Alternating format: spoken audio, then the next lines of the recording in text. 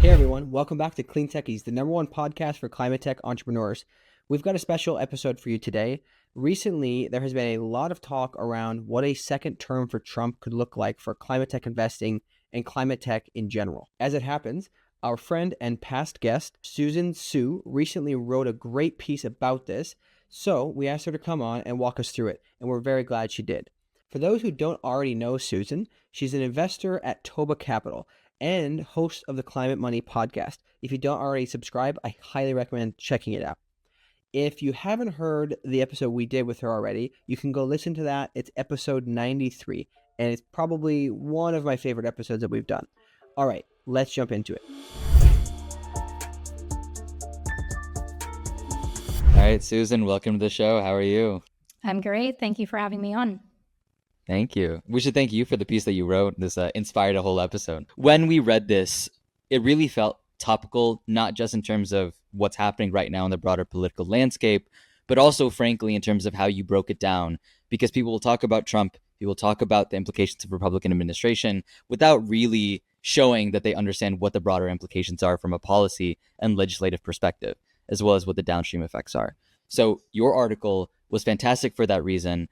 And so we'd love to kind of dive into the whole story, why you did it, how you went about it, and the things that we need to know about it. So the first question I have for you, why did you write this article? You know, in general, this is a very, very turbulent time in the political landscape. It's an election year, but why did you decide to write it now?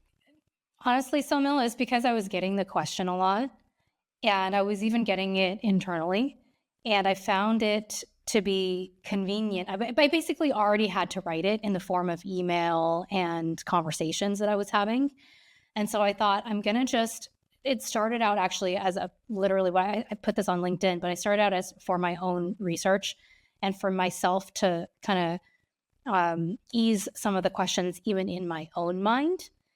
And then I thought, okay, maybe, so it escalated from there to like a smaller audience of like, I needed to share it with my team. And then from there, it escalated to, okay, maybe actually more people could find benefit from this. So it really started from I need to solve my own problem and my own curiosity. So the broader question of what's going to happen given a Republican/Trump administration is a question that's being asked right now. Is that what you're saying? Yeah, absolutely. And I think there's a lot of discussion around what happens to climate action, what happens to environmental regulation, given a potential second Trump administration. But specifically, what I deal with in my day-to-day on the professional front is what happens to the world of investing. Climate investing, I don't know if anybody has seen the latest CTVC report, but climate investing, capital into climate investing is way down year over year. And part of that is a reflection of the broader markets, and part of that is unique to the space. We've seen a few very high-profile shutdowns and even down rounds as well. And so there has been this kind of question that started implicitly, and now it's gone explicit, swirling amongst from all the way up from asset allocators down to LPs, down to even GPs of like, hey, what's going on with climate investing? And is it going to get even worse if Trump is reelected? And then the whole like ear thing happened, and it just went bananas after that. It was like, okay, he's for sure going to become the president. JD Vance, coal country, all this kind of stuff. The IRA is shot to hell. And it just, you could feel how echo chambery it was. And that's really where this came from, stemming from a desire to truly understand what might happen if such a result were to come to pass. So I want to walk through how you're thinking about it. You're getting questions. Part of it's from your own knowledge, but frankly, a lot of people are asking you about your opinion. There's other resources that have been written and are available on this topic. What made you want to write one? Especially, I think you wrote a very unique format in breaking down the specific actions that are possible. Did you feel as though there wasn't enough content already existing, or did you feel like you were tracking something novel that people were paying attention to? It was just that there was a lot of content on the policy specifically, and I get that that's really important, but then tying it to investor actions and what that means for the market is something that I hadn't really seen a lot of other people doing. And the reason why I wanted to do that was because I was getting asked by a lot of people and or hearing from founders, from GPs that I know, that people were telling them, oh, we can't invest in you right now founder and GP. We can't invest in you right now because we need to wait and see what happens with this election. I've been hearing that kind of all year, but it has just reached this deafening crescendo in the last, call it, 6 to 8 weeks. And it is existential, actually, for some of these companies in particular. And it's not that, like, sort of on a literal level, anything is different about the company, or they've suddenly derailed, or things have gone haywire with the business or with the product, with the technology. It was just all of this perception really weighing them down. And that caused me to start asking, hey, is this perception real? Is it actually grounded in not only policy, but in the political and policy-making process? And I found that a lot of people, myself included, absolutely, by the way, who come from not the public sector, have a little bit of FUD, fear, uncertainty, and doubt as to how exactly it all works and how it trickles down to what we do. And so really, I would have written this book, and I did originally write it completely for myself as a form of, writing is a form of analysis and organizing your thoughts. And that's what it started as. The way that you broke it down was very informative, I think, for what really mattered, especially when it comes to how it affects the market. You broke it down by difficulty, permanence, and likelihood. For you, how do you relate that to the market as your approach to an investor? What do those categories mean for you in your, broader market investing thesis? Well, I wanted to break it down to a little bit more of a granular analysis, because when you hear investors who are or aren't in climate talk about the election, or particularly investors who dabble in climate and are deciding whether or not to do more right this moment, like this summer and this fall, you talk to them about what happens if Trump is elected president again, you would think that, like, all hell was going to break loose, and there's never going to be another piece of climate legislation again, and that everything in the IRA is going to get rolled back or revoked. At least that was sort of the vibe that I was getting from people, was like, hey, this is a blanket pause indefinitely until we see what happens in November, because we just can't be certain that any of these businesses are viable. And that, to me, like, it just sounds totally unreasonable that, hey, we were existing and we were climate investing before the IRA happened, which was in 2022. The kind of big wave of climate, like 2.0 climate investing, started well before 2022. And so all of those companies were operating under the assumption of nothing like an IRA or a bipartisan infrastructure law in place to create market tailwinds for them. So were we completely wrong about those? Or are we maybe a little bit overblown or a little bit blanket in our thinking? And that's what caused me to want to break it down into, okay, exactly how hard would each of these pathways be? How permanent would it be? Because that's an important part of it. Is we just have this, I think it's like a human mental bias where we tend to think that now is forever, when it's cheesy but true. The only constant in life is change. And then, the likelihood, which is a combination of how easy is it going to be, how much of it is there like a match between the Trump administration kind of like style and preference and personality with what outcome they would get out of this. Everything is a negotiation, and it helps to understand exactly what you're negotiating on. It's usually not one big chunk. It's usually a lot of little dials on the board. Now, before we dive into it, I want to anchor ourselves, especially for all the clean techies who are listening. This, we're going to link in the description. It's an extremely helpful piece of content. It is very informative, and I want to understand from you, after having put it out there, what has the reception been like, and how do you think people are really educating themselves? Thanks so much for asking that. I've actually been really surprised by the reception. I want to talk about the reception for a second instead of just the content in the post. I'm really glad that's why you asked this question. I've been really surprised because of the number of people who've been pretty sophisticated. I would even say they're kind of like tier one investors, thought leaders, who've reached out to me privately to say, thank you for writing this, because we get these questions all the time. And I completely agree with what you've outlined here, but it's surprising to me that even like the seemingly most infallible names in climate investing are also dealing with this type of feedback from whether it's their LPs, whether it's co-investors and other stakeholders in their deals or even in their funds, and that even they are finding it challenging to communicate and to be convincing in those communications around what would really happen. And if you read the post, you'll see why, which is that, hey, it's actually gets a little bit wonky and it requires you to get a little bit into the weeds.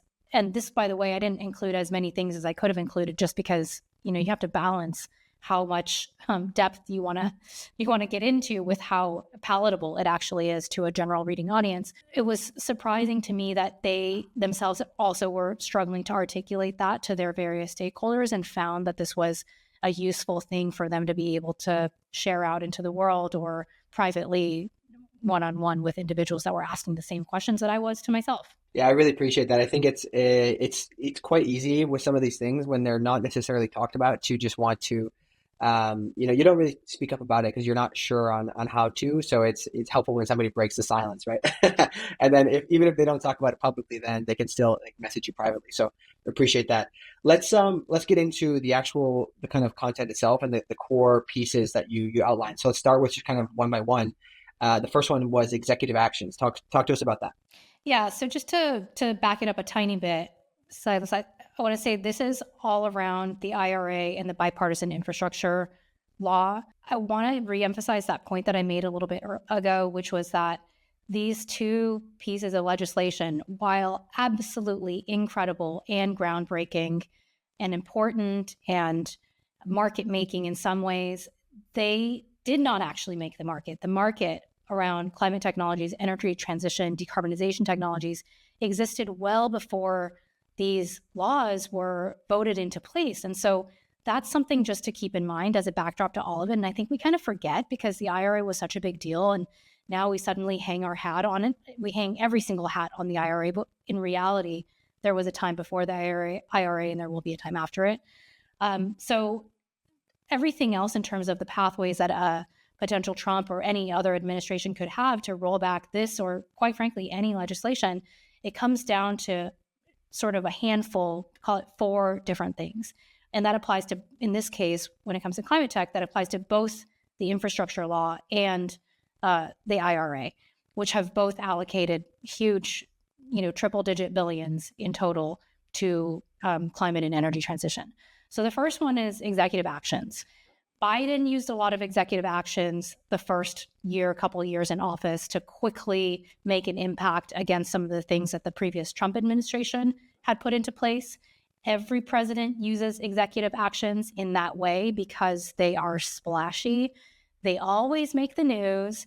They look like you're doing a bunch of things. And even though their permanence is actually ultimately very low, because again, executive actions, any executive can wield them and sort of exercise them at will, they look like you're doing a lot. And we have to remember at the end of the day that we're talking about policy and politics.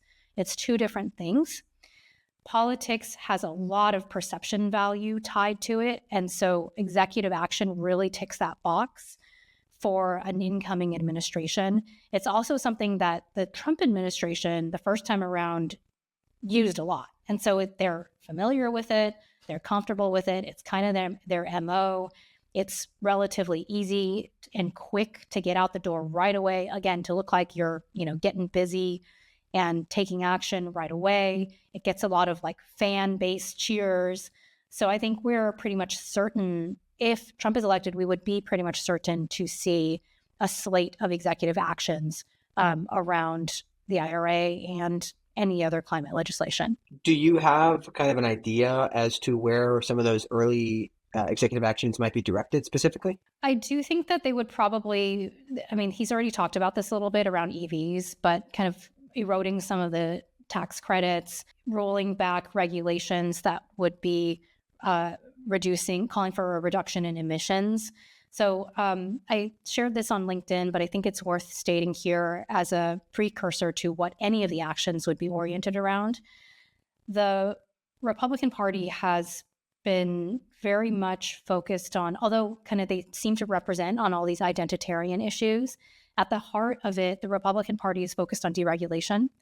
And that's because those who are, at the end of the day, in control of the Republican Party are looking for better corporate tax rates and better business environments for the very large businesses that they control. And that's kind of just, I'm not criticizing it, I'm just sort of stating that, deregulation has been a core component of the Republican Party, the modern Republican Party as we know it, even throughout whatever different types of identity politics that they've leveraged kind of more on the front lines. So with that in mind, we can expect every single pathway to carry a whiff of deregulation and a friendliness towards large businesses. Although we all agree here on Clean Techies that we need to decarbonize in order to survive as a society, there are a lot of businesses that would say, well, I need to pay lower taxes and I need to not be bogged down by regulation so that I can survive as a company and I can thrive as a company. And that's actually the way that we're going to get through any kind of difficult period. So that's just a difference of opinion, one that I think is more backed by fact, but I'm, on one particular side of that. So I would say definitely look out for anything related to deregulating, especially incumbent industries, and taking away beneficial tax incentives for disruptive industries. So EVs, solar, clean energy, those are all in the disruption category of kind of energy generation versus, for example, gas-powered transportation or oil and gas. Climate tech founders are taking on a huge challenge. Not only do they need to know how to build a startup, but they also need to deal with hardware, have a strong handle on climate policy, know how to fundraise from diverse investor types. It's a lot. That's why we made Clean Techies, the #1 podcast for climate tech entrepreneurs. In addition to our jobs, we devote 20 hours a week to producing this podcast for you. This way you can learn from the people who have walked the path before you, learn from their mistakes, and gain insights on navigating this complex journey. If this mission resonates with you, we are asking for your help. It takes a lot of effort and it's not free. If you are already a subscriber and want to help, start supporting us today by going to Substack and clicking Upgrade to Paid. Thanks for helping all the climate tech entrepreneurs like you. Yeah, got it. Okay, that's really helpful. I think that's quite clear. Let's talk about the second one, budgetary influence. So this is another one that is relatively easy for any administration to pursue. And it's ultra low permanence because budgets are redone every single year. And the likelihood is very high, I think, that a future Trump administration would try to whittle away at the IRA or the infrastructure law through budgets. The thing is, you can write a law that sets aside billions of dollars for energy transition and for climate transition, but if you don't actually fund those allocations, then none of those things need to get done. And that's exactly what happened. We'll talk about the Loan Programs Office a little bit later, but there's a lot of ways that you can sort of starve climate action and climate legislation simply by tying things up at the budget allocation and the budget reconciliation process. The one caveat here that I think is really important for everybody to remember is that the power of the purse lies with Congress. Congress has the ultimate say over any budget proposed by the White House. And so that's why it's so important to think about not just the person at the top of the ticket, but all of the seats all the way down, and to get really informed and knowledgeable about those congressional and Senate races and how those are getting rewritten. Because if Trump takes, so this post that I wrote was all about if Trump takes the White House. If Trump takes the White House and the Republicans take one of the legislative houses along with them, that is going to be a different blog post. And it's a broader speculation that I don't think we have time to necessarily get into today, but we have three branches of government for a reason. The judiciary has increasingly become a tool of the executive branch over the Trump years, the first time around. But the legislative branch is, still kind of so far its own thing, which we hope for it to remain that way. That's how our system of checks and balances works. So it's really important for us to be paying attention to who's in the House of Representatives and who's in the Senate. Well, one thing I've had people mention is that a good amount of the IRA funding was through the DoD, if I'm not mistaken, and I'm not sure if that's true. So do you have any particular take on any of the money that's allocated through the DoD? Because a lot of people are unwilling to defund that budget. Thanks for listening so far. To get the full episode, go over to Substack and become a Clean Techies premium member by selecting any paid membership. Not only will you get access to hear the rest of this episode, but you'll get access to exclusive interviews, our monthly show, the best, most relevant insights from our shows, and access to our premium community.